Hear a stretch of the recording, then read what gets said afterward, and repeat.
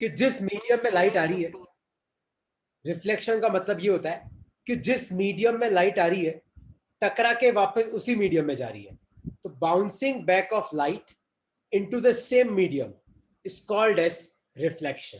तो मान लो कि लाइट आई, टकरा के वापस उसी मीडियम में चली गई, तो इस फेनोमेना को क्या बोलते हैं हम?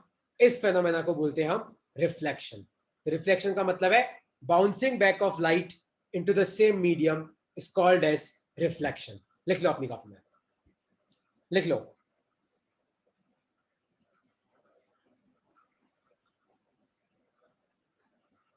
तो bouncing back of light into the same medium is called as reflection। तो लाइट अगर मान लो किसी मीडियम टकरा के उसी मीडियम में वापस चली जाती है, तो इस फेनोमेना को हम क्या बोलते हैं? रिफ्लेक्शन बोलते हैं। नेक्स्ट लिखो अपनी कॉपी में, लॉज ऑफ रिफ्लेक्शन। तो रिफ्लेक्शन समझने के लिए अपने पास बेसिकली दो लॉ होते हैं। तो पहला लॉ लिखो अपनी कॉपी में, लॉ नंबर 1 लिखो, angle of incidence, angle of incidence is equal to angle of reflection. मतलब जो आपका इंसिडेंस एंगल है वही आपका रिफ्लेक्शन एंगल होगा। तो पहला लो क्या लिखो अपनी कॉपी में। तो रिफ्लेक्शन का मतलब क्या होता है कि रिफ्लेक्शन का मतलब होता है bouncing back of light into the same medium. और रिफ्लेक्शन समझने के दो लो है हमारे पास। पहला लो ये बोलता है कि angle of incidence is equal to angle of reflection. तो जो आपका इंसिडेंस एंगल है वही आपका रिफ्लेक्शन वाला एंगल है। अब इसका मतलब क्या है, अब तुम सब ध्यान से सुनना। देखो, सपोज करो कि आपके पास कोई सरफेस है, मान लो ये आपके पास कोई सरफेस है, और मान लो कि ये एक लाइट आ रही है सरफेस की तरफ।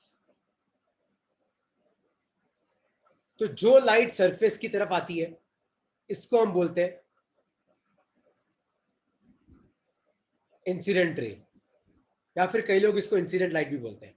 इंसिडेंट का मतलब है कि ये आपके सरफेस तक पहुंच रही है। और अब तुम लोग एक चीज ध्यान से सुनना, जब भी किसी सरफेस में रिफ्लेक्शन होता है तो हमको वहां पे नॉर्मल बनाना पड़ता है। तो ये होता है नॉर्मल, इसको बोलते हैं हम नॉर्मल। ये होता है नॉर्मल। नॉर्मल का मतलब है कि जिस पॉइंट पे आपकी लाइट गिरी, आपको वहां पे क्या बनाना है? आपको वहां पे एक परपेंडिकुलर बनाना है, एक परपेंडिकुलर लाइन। तो नॉर्मल मतलब क्या होता है? Perpendicular to surface. तो ये आपकी इंसिडेंट लाइट है, ये आपका नॉर्मल है। और लाइट टकराने के बाद कैसे जाएगी? ऐसे जाएगी, देखो।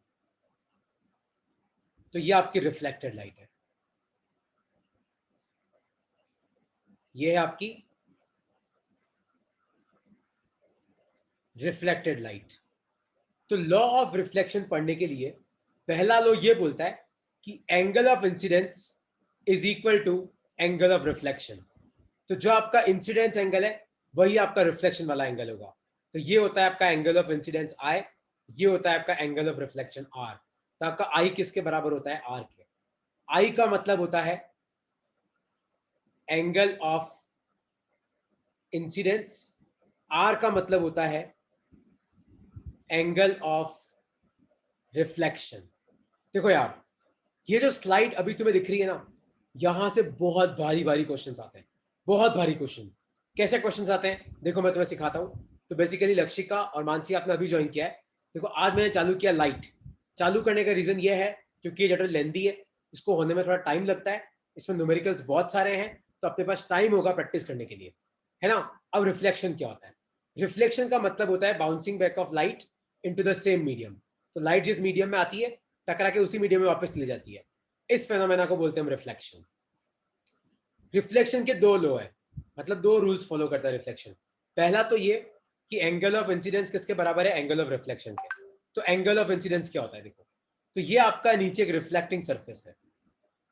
रिफ्लेक्टिंग सरफेस का मतलब होता है कि ये वो सरफेस है जो लाइट को रिफ्लेक्ट करता है।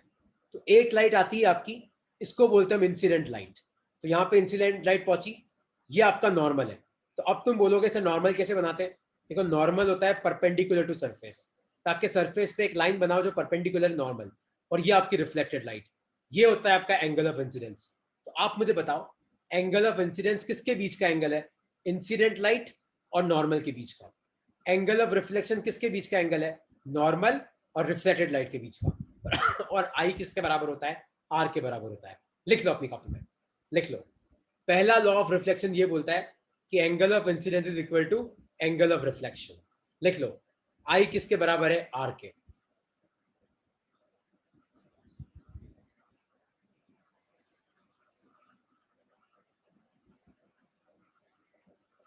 लिख लो। फिर एक क्वेश्चन मैं करूंगा, एक तुम्हें सॉल्व करना है।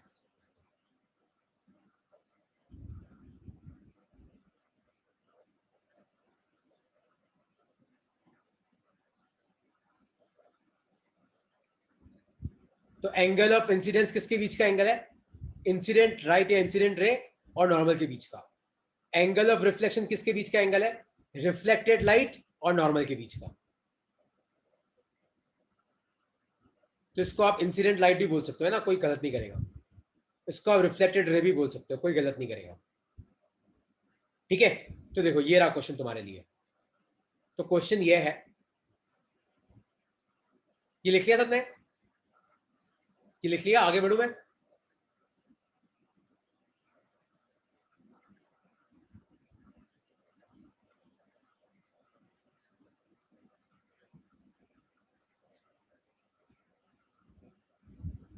ओके, तो ये रहा तुम्हारे लिए क्वेश्चन। सॉल्व। ये आपके पास एक सरफेस है और ये आपके पास एक रिफ्लेक्टेड लाइट है, और ये एंगल आपको दे रखा है 60 डिग्री। तो आपको बताना है कि आर की वैल्यू क्या होगी एंगल ऑफ रिफ्लेक्शन की। चार ऑप्शन है, ए, बी, सी और डी। 60 डिग्री, 90 डिग्री, 30 डिग्री या नन। ट्राई करो क्या होगा इसका आंसर। करो, ट्राई करो। यहाँ पे लिखना कंप्लीट रे डायग्राम, ऑल्सो कंप्लीट रे डायग्राम। पर आपको इस रे डायग्राम को भी कंप्लीट करना है।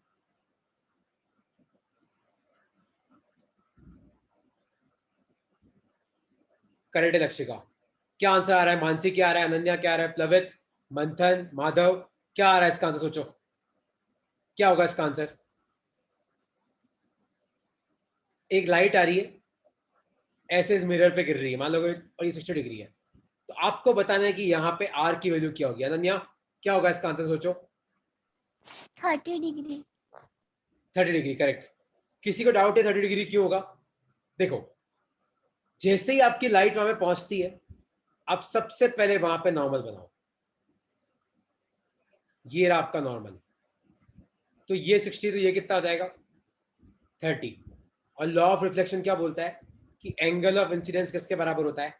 Angle of reflected light. ये कितना आ जाएगा? 30 डिग्री। तो ये आ गया आपका आर। किसी को इस क्वेश्चन में कोई डाउट है तब तुम मुझसे पूछ सकते हो यार।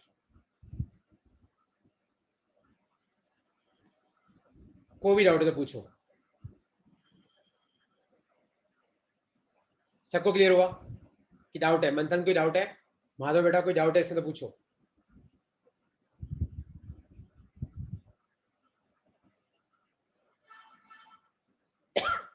ओके, कोई डाउट नहीं है। तो ये रहा अगला क्वेश्चन तुम्हें सॉल्व करना है।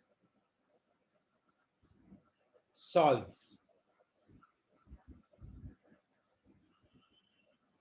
ये एक मिरर है तुम्हारे पास, ये नीचे एक मिरर है तुम्हारे पास, मतलब दो मिरर है। और आपके पास एक लाइट है जो ऐसे आ रही है, और ये है आपका 60 डिग्री। तो ये लाइट यहां पर टकरा के फिर ऐसे जा रही है। तो मान लो ये वाला एंगल है आर। तो आपको बताना है कि आर की वैल्यू क्या होगी। सोचो क्या आएगा इसका आंसर। करो, क्या आएगा?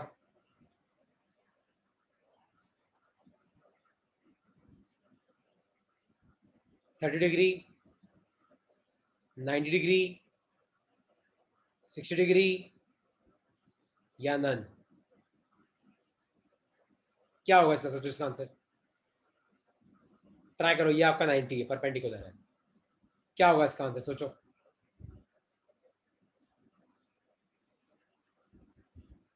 लक्षिका क्या आएगा इसका आंसर? सोचो बेटा।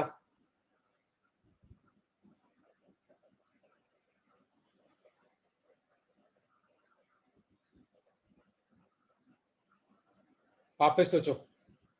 लक्षिका वापस ट्राई कर एक बार। मानसी क्या आएगा इसका आंसर? अनन्या क्या आएगा इसका आंसर? मंथन, माधव? 60। ओके, अर्णव कैसा है 60? वो भी पूछूंगा मैं तो। देखो ये 60 है तो ये 60 है, क्योंकि 90 होना चाहिए, टोटल परपेंडिकुलर है। ये 90 है, देखो ये 30 है तो ये भी 30 होगा, तो ये कितना आ जाएगा? 60, क्योंकि ये आई है और ये आर है, तो आई आर, ये 60 है, ये 90 है, ये 30 बचेगा, क्योंकि ट्राइंगल के तीनों एंगल का सम कितना है? 180, और ये 30, तो ये कितना हो जाएगा? 60। और वापस आई किसके बराबर होता है? आर के, तो आर भी कितना आएगा? 60। तो ये इसका आंसर है। लिख लो, ओके। डाउट है इसमें तो पूछो, वरना मैं आगे बढ़ रहा हूँ।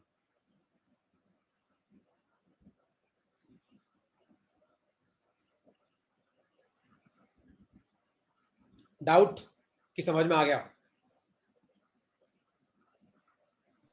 अरे एक मिनट सर, स्लाइड चेंज मत करना सर प्लीज। कौन सी वाली स्लाइड देखनी तुम्हें? सर स्लाइड 2 मिनट चेंज मत करना। चलो नहीं करता हूँ स्लाइड चेंज यार।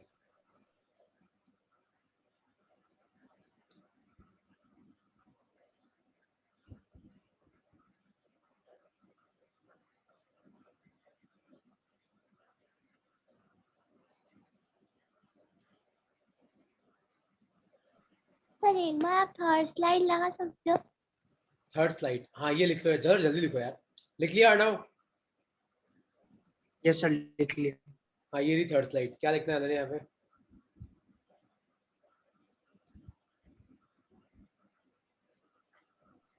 नहीं सर, मैं डायग्राम छोड़ जाता।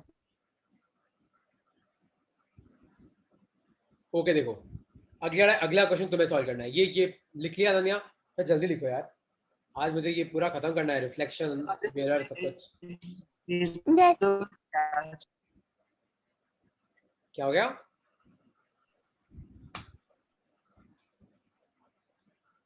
ओके, आप ये स्लाइड्स आज भेज दोगे क्या?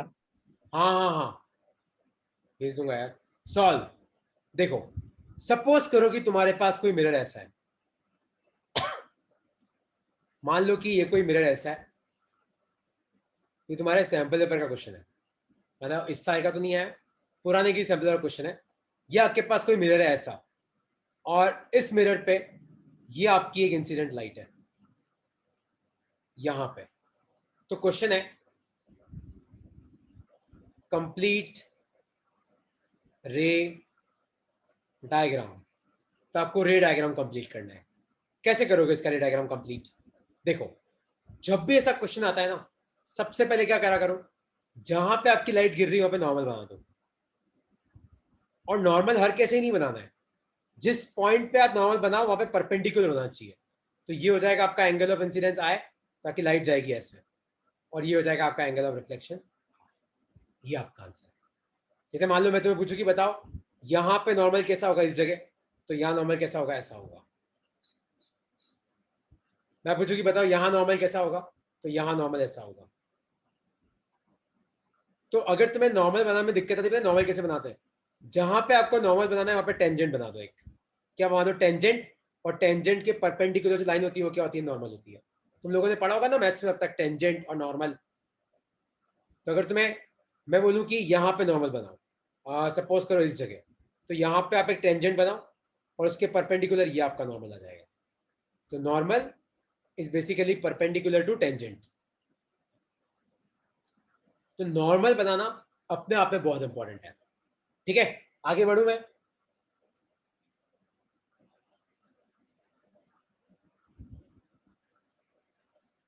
बना लिया ये? Yes sir.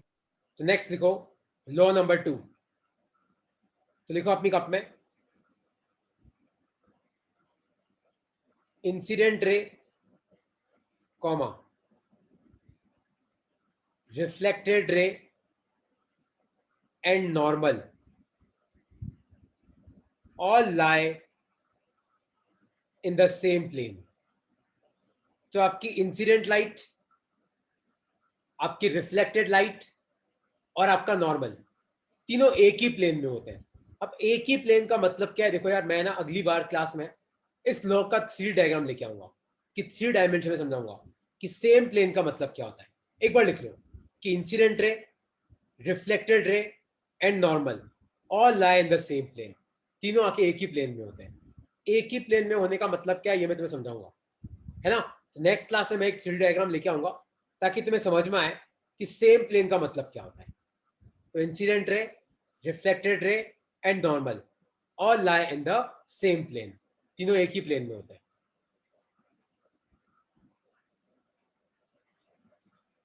ठीक है, देखो अब बातें लिखो अपनी कप में।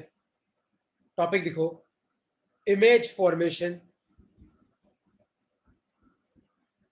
Image formation due to plane mirror. तो एक प्लेन मिरर के कारण आपकी इमेजेस कैसे बनती है? Image formation due to plane mirror. तो सब एक काम करो, अपनी कॉपी में पहले एक प्लेन मिरर बनाओ। तो ये आपका प्लेन मिरर है। ये क्या है? आपका प्लेन मिरर है। और मान लो कि इस प्लेन मिरर के आगे ये कोई ऑब्जेक्ट पड़ा है ए बी। प्लेन मिरर के आगे ये कोई ऑब्जेक्ट पड़ा है आपका ए बी। देखो अब अपन इसकी इमेज बनाते हैं। तो बी से एक लाइट आप सामने की तरफ भेजो। तो याद रखना, अगर आपकी इंसिडेंट लाइट परपेंडिकुलर है तो वो ऐसी की ऐसी रिफ्लेक्ट होकर पीछे आ जाती है। तो ये आपकी रिफ्लेक्टेड लाइट है। और बी से एक लाइट आप यहां पे भेजो तो वो ऐसे रिफ्लेक्ट हो जाएगी। तो इसको आगे एक्सटेंड करो, इसको पीछे एक्सटेंड करो। तो ये आपकी बी की इमेज है, बी डैश। और आपकी ए की इमेज भी यही बनेगी, आपकी ए डैश।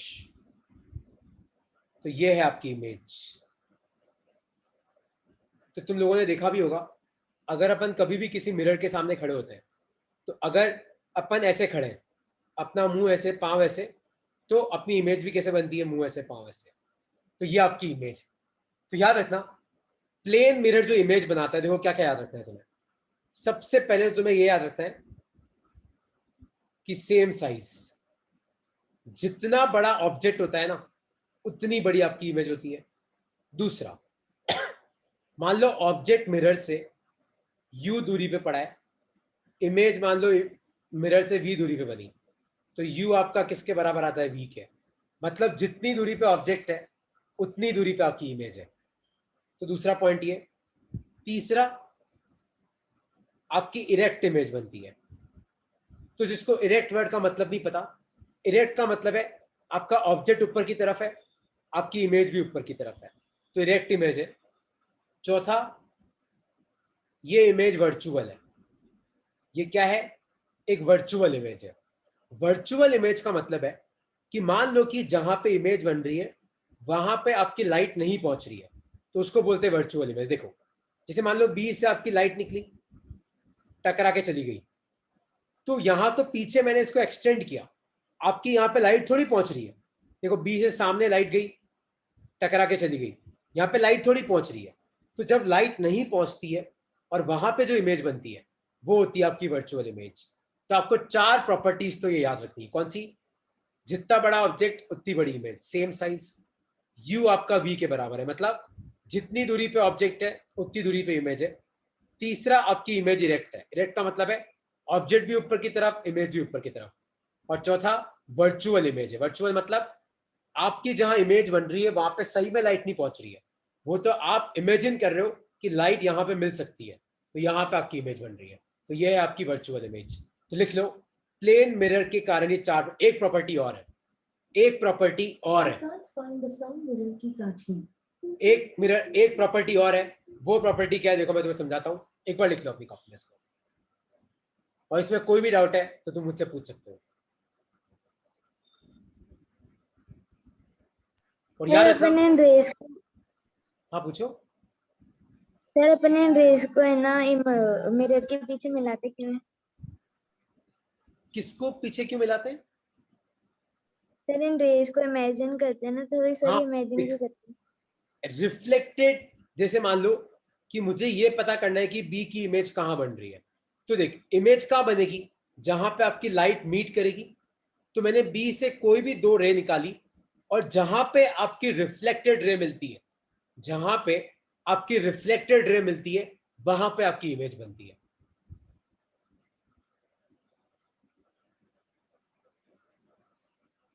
तो बी की इमेज कहां बनेगी, तो मैंने बी से 3-4 रे निकाली, तो एक पॉइंट ऐसा होगा जहां पे वो सारी रे मीट करेगी, और वहां पे बी की इमेज बनेगी। Okay sir. तो देख, एक तो मैंने ऊपर वाली एक्सटेंड करी, एक मैंने ये वाली एक्सटेंड करी। अपन इंसिडेंट रे एक्सटेंड नहीं करते, अपन क्या एक्सटेंड करते, रिफ्लेक्टेड वाली। देख ये रिफ्लेक्टेड है, देख ये रिफ्लेक्टेड है, पीछे एक्सटेंड किया तो यह इमेज बन गई। सेम साइज, जितना बड़ा ऑब्जेक्ट है उतनी बड़ी इमेज है। जितनी दूरी पे ऑब्जेक्ट पड़ा है, जैसे मान लो कि आदमी 10 सेंटीमीटर दूर खड़ा है, तो इमेज भी कहां बनेगी, 10 सेंटीमीटर, तो यू वी के बराबर है। इरेक्ट इमेज है, तो आपका ऑब्जेक्ट भी ऊपर है, आपकी इमेज भी ऊपर है। और वर्चुअल है, वर्चुअल मतलब यहां पे आपकी लाइट सही में नहीं पहुंच रही है, ठीक है। लेकिन एक प्रॉपर्टी और है, और वो प्रॉपर्टी क्या है तुम्हें पता है? लिखो अपनी कप में, ये लिख ली 5 प्रॉपर्टीज।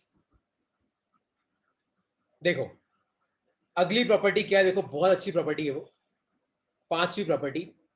जैसे मान लो कि ये आपका प्लेन मिरर है, तो पता है अगर मैं प्लेन मिरर के सामने ई रखूंगा ना, तो पता है इसकी इमेज कैसे बनेगी, ऐसे। Left appears as right and right appears as left. पता है, इसको बोलते हैं, 5वीं प्रॉपर्टी क्या है, लेटरली Inverted. Inverted images. तो प्लेन मिरर कैसी इमेजेस बनाता है, laterally inverted images, lateral inversion, laterally inverted images. लिख लो अपनी कॉपी में। तो तुम्हें यह पता है कि तुम सबने अंबानी का नाम सुना है, अंबानी का, मुकेश अंबानी का।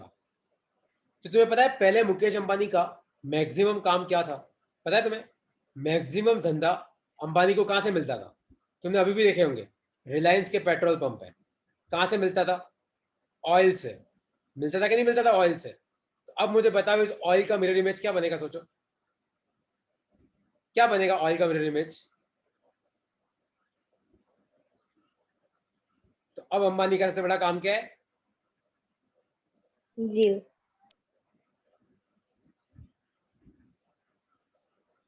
आया समझ में कि लेटरल इन्वर्जन का मतलब क्या होता है?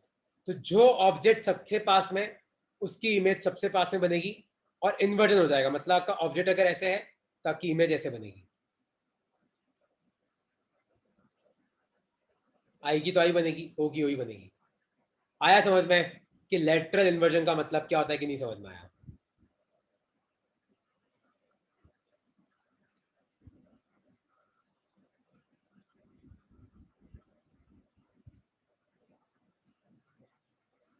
कोई डाउट है किसी को इसमें तो पूछो।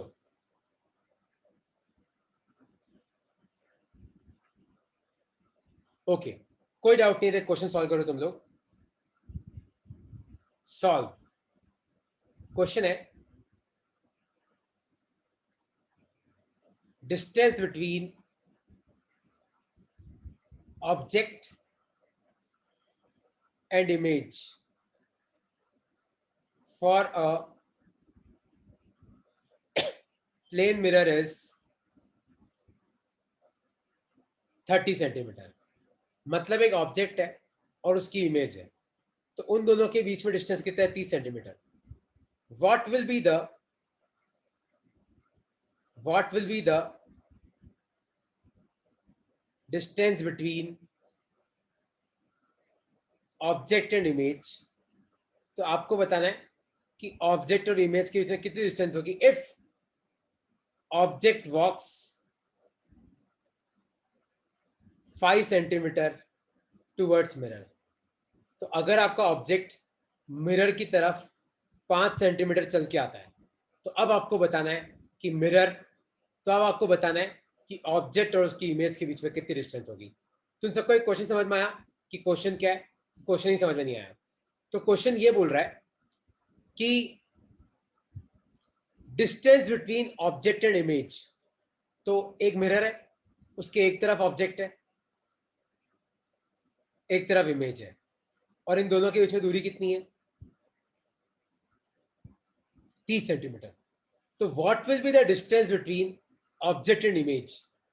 तो ऑब्जेक्ट और इमेज के बीच में क्या डिस्टेंस होगी अगर 20 ऑब्जेक्ट 5 सेंटीमीटर मिरर की तरफ आया? तो टाइप कर दो लक्षिका, टाइप कर दो चैट बॉक्स में। क्या होगा इसका आंसर? सोचो क्या होगा। माधव क्या होगा इसका आंसर? मंथन, मानसी, अनन्या क्या होगा? लबित भाई क्या होगा इसका आंसर? सोचो। अर्णव क्या होगा इसका आंसर? तो एक ऑब्जेक्ट है, फिर एक उसकी इमेज है, 30 सेंटीमीटर। दूरी कितनी? 30। अगर मैं बोलूं कि ऑब्जेक्ट मिरर की तरफ 5 सेंटीमीटर आया, तो बताओ अब ऑब्जेक्ट और इमेज के बीच में कितनी दूरी होगी?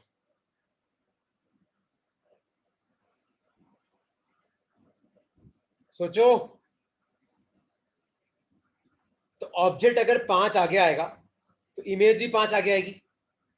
तो अब कितनी दूरी है? 5 वहां से कम हुआ, 5 यहां से कम हुआ, तो अब कितनी दूरी है? 20 सेंटीमीटर। आया समझ में कि नहीं समझ में आया? कोई भी डाउट है इसमें तो तुम पूछ सकते हो यार। कोई डाउट है इसमें तो पूछो। तो आंसर है 20 सेंटीमीटर, क्योंकि अगर ऑब्जेक्ट 5 सेंटीमीटर मिरर की तरफ गया तो इमेज भी 5 सेंटीमीटर मिरर की तरफ आई। तो 5 इधर से भी कम हुआ, 5 इधर से भी कम हुआ, तो कितना कम हुआ? 10 कम हो गया। डाउट है कि समझ में आ गया?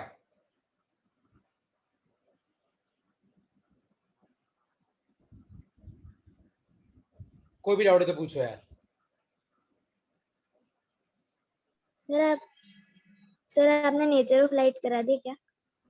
नहीं नहीं कराया, आप कराऊंगा ना, इसके बाद कराऊंगा, क्योंकि अपने टर्म 1 में यार ये आएगा ना नेचर, और ये चैप्टर लेंदी है थोड़े से यार, इसलिए मैंने चालू किया।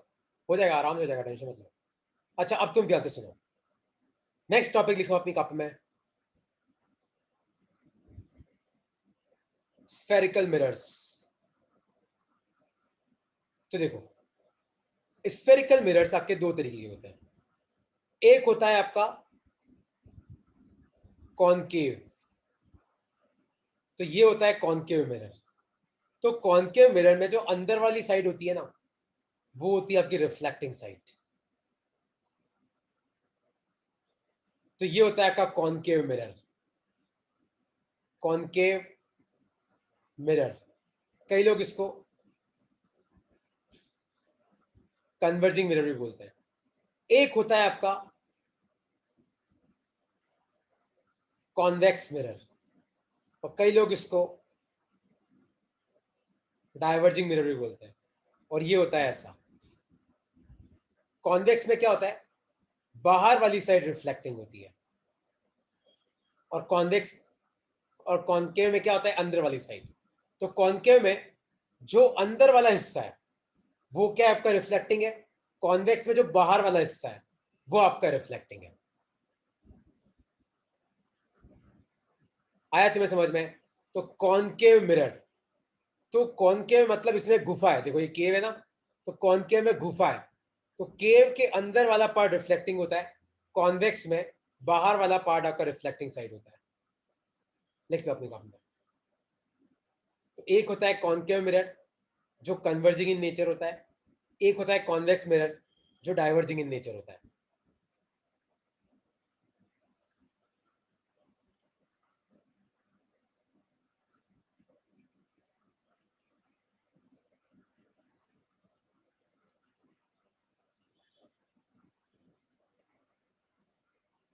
लिख लिया?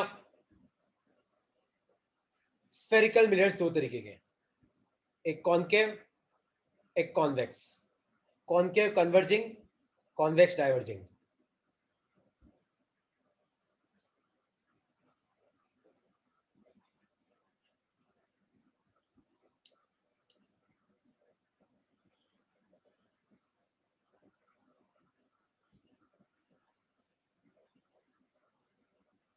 लिख लिया?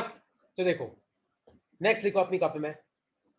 आगे बढ़ू मैं कि डाउट है?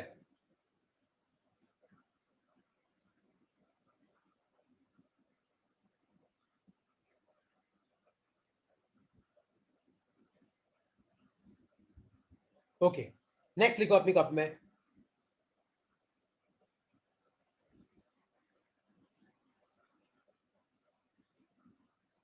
इंपॉर्टेंट टर्म्स मिरर के बारे में। तो देखो ये आपका कॉन्केव मिरर है,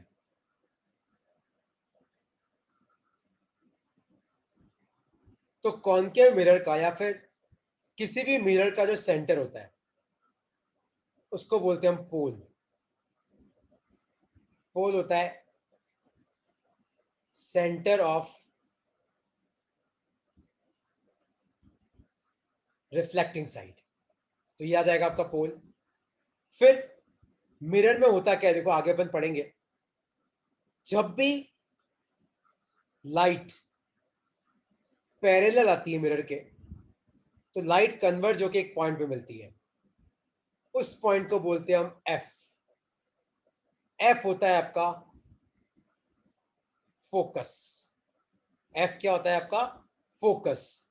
फोकस वो पॉइंट है, a point at which light from infinity converges। तो अगर मान लो कोई लाइट इंफिनिटी से आ रही है, इंफिनिटी मतलब बहुत दूर से आ रही है, क्योंकि जो लाइट बहुत दूर से आती है हम एज्यूम करते हैं कि दोनों लाइट पैरेलल होगी, तो पैरेलल आ रही है तो जहां पे मिलती है वो फोकस होता है। तो a point eight which light from, ये फ्रॉम लिखा हुआ है, इंफिनिटी कन्वर्जेस। फिर होता है आपका एक और पॉइंट होता है, वो होता है प्रिंसिपल एक्सिस। तो देखो वो एक्सिस जो फोकस और पोल को जोड़ती है, उस एक्सिस को हम बोलते हैं प्रिंसिपल एक्सिस। प्रिंसिपल एक्सिस ये क्या होता है? Line joining pole and focus. तो वो लाइन जो पोल और फोकस को जोड़ती है उसको बोलते हैं हम प्रिंसिपल एक्सिस। तो एक होता है आपका पोल जिसको डिनोट करते हैं पी से, सेंटर ऑफ रिफ्लेक्टिंग साइड। एक होता है फोकस जिसको डिनोट करते हैं एफ से, a point eight which light from infinity emerges. तो अगर बहुत दूर से कोई लाइट आ रही है तो वो मिरर से टकरा के जहां मिलती है तो वो पॉइंट है फोकस।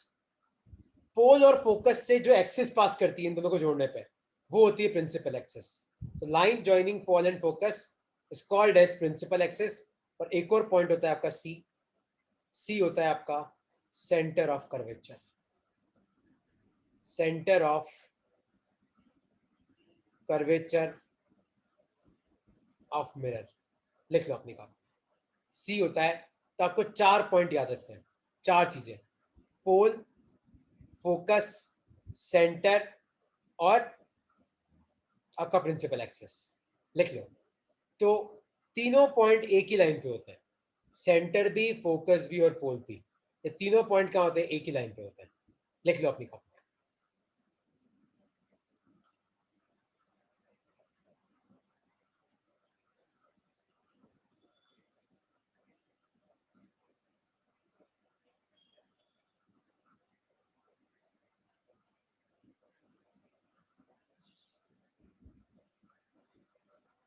लिख लो। तो पोल मतलब सेंटर ऑफ मिरर, फोकस मतलब वो पॉइंट जहां पे जो लाइट अगर इंफिनिटी से आ रही है और कांच से टकरा के जहां मिल रही है, फोकस। सी होता है सेंटर ऑफ कर्वेचर, क्योंकि ये गोला है, ये मिरर बेसिकली गोला है, तो इस गोले का जो सेंटर है वो सेंटर ऑफ कर्वेचर। और एक होती है principal axis, the line passing through pole and focus is called as principal axis. लिख लो अपनी कॉपी में।